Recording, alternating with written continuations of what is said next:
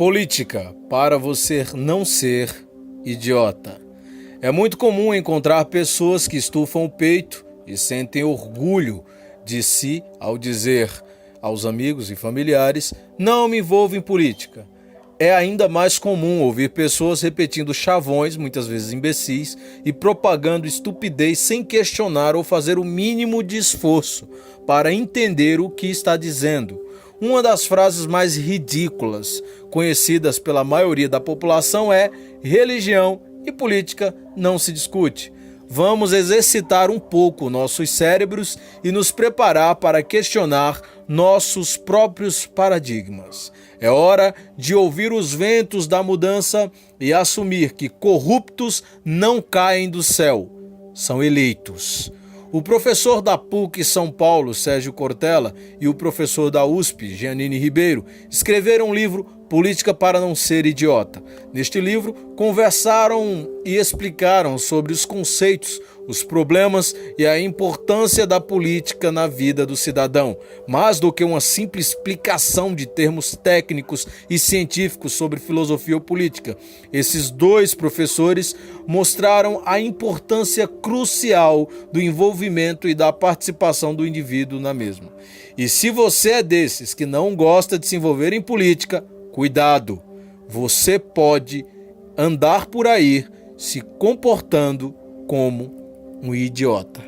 Para começar, vamos retomar o conceito original de idiota. Em grego, a expressão idiotes significa aquele que só vive a vida privada, aquela pessoa que vive fechada dentro de si. O idiota é aquele que não se preocupa com nada além do próprio nariz. Para os gregos, participar da vida e das decisões do coletivo era obrigação das pessoas que viviam naquela sociedade. Temos que lembrar que aquela palavra política tem origem na palavra grega polis, ou, para ser mais específico, politikos, que se refere ao urbano, ao que é civil e social, ao que é público. Em outras palavras, relaciona-se diretamente com a cidade e a tudo o que lhe diz respeito. Esse é o significado de política, mas hoje há uma inversão desse conceito e geralmente tomamos como algo ruim, corrupto e desprezível. Essa inversão de conceito acaba nos afastando do verdadeiro objetivo da política, que é buscar democraticamente o que é melhor para a cidade. Quando abandonamos o objetivo maior, que é o bem comum, e passamos apenas a nos preocupar com nossas próprias vidas e somente com elas, acabamos nos tornando um idiota. Vamos tomar como exemplo, para fazer aqui uma análise, a frase que muitos usam para fugir da responsabilidade de opinar, discutir e até escolher. Não me envolvo em política. É uma das expressões mais usadas. Nem precisamos nos esforçar para perceber que quem não se envolve no debate está automaticamente comprometido com a omissão. Ou, nas palavras do próprio Cortella, abro aspas aqui para ele, os ausentes nunca têm razão. Fecho aspas.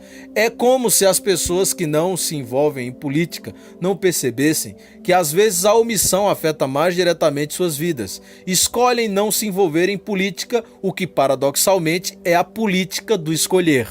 Portanto, quando alguém lhe disser que prefere não se envolver em política, além de estar se envolvendo na política do não se envolver em política, está também firmando um compromisso com a omissão, sem chance, sem voz e, consequentemente, sem razão.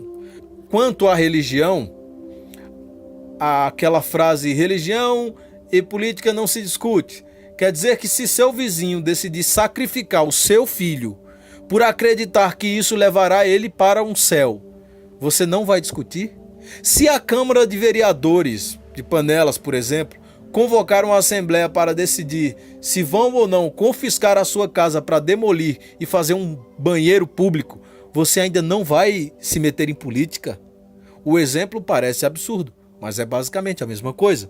Vamos por partes. Religião se discute? Sim. O que não se discute é a fé. Essas palavras podem ser confundidas, mas não são sinônimos. Etimologicamente, os autores da antiguidade, inclusive ligados ao cristianismo, defendiam que a origem da palavra latina era religare, ou seja, a ideia de religião é aquela que religaria os homens entre si e principalmente a Deus. Essa etimologia foi posteriormente contestada e, no âmbito geral, a religião é entendida hoje como a institucionalização de um sistema de crenças e dogmas baseado no culto de uma divindade ou em forças sobrenaturais. Em outras palavras, o que você acredita é indiscutível, que é a fé. Mas quando parte para o plano físico da ação, do que pode ou não fazer para alcançar aquilo que acredita, religião, aí sim é discutível. Já a política é geralmente confundida com política partidária, o que é um erro tão comum quanto o anterior. Se julgarmos a política apenas pelo seu lado mais tenebroso, nunca vamos vislumbrar o todo desse riquíssimo sistema, porque assim como religião não é sinônimo de fé, corrupção não é sinônimo de política. O que nos leva a perceber o erro que cometemos e nos damos conta de que para haver corrupção é preciso que haja corruptos e corruptores. Não existe um corrupto no isolamento. Ninguém consegue subornar se não houver quem aceite suborno. Percebendo isso, podemos começar a nos sentir mais responsáveis pelo governo que elegemos. Se você escolheu não participar do debate, achando que isso lhe deixará isento de responsabilidade, além de estar sendo um idiotés, do grego, você está fazendo aquilo que o humanista e filósofo francês Lavoisier, que viveu de 1530 a 1563, chamou de servidão voluntária, porque não se envolvendo no debate, você concordou com tudo. Fazer política é conviver com a diferença e respeitar as opiniões que divergem das nossas. Segundo Maquiavel, é a continuação da guerra por outros meios, o que, a meu ver, é mais inteligente, já que é bem mais fácil chegar a um acordo conversando do que com milhões morrendo no campo de batalha. A política permite o desenvolvimento das potencialidades da democracia. Um dos grandes erros que nós cometemos durante campanhas eleitorais é acreditar que a opinião de nosso adversário também não é legítima. Temos que aprender a ouvir o que ele disse em vez de contestar o que apenas imaginamos que ele estava falando. Nosso debate é pobre porque se faz caricatura do adversário, como diz no livro. Lembre-se que a política partidária é apenas um dos modos de fazer política. Fazemos política na escola, no trabalho, em casa, no bairro, na padaria e assim por diante. O importante é que aprendamos a lição que foi dada por esses grandes mestres. Conviver é o mais político dos atos. Pierre Logan para o panelaspernambuco.com, publicado originalmente em 30 de 6 de 2014.